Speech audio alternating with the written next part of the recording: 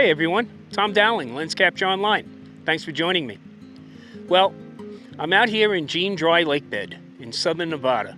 Now this is just about a 30-minute drive south of the Las Vegas Strip area.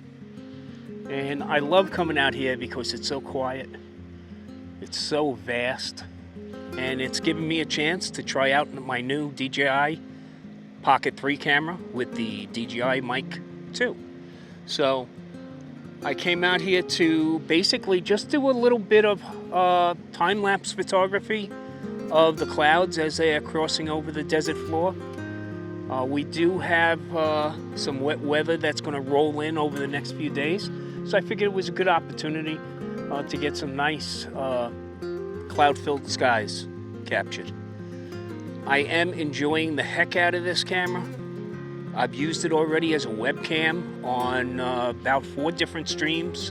I've gotten a lot of positive comments about its quality, and I truly love the interface. I really think that they've cleaned up the interface. They've made it so much more usable, and I'm enjoying the heck out of it.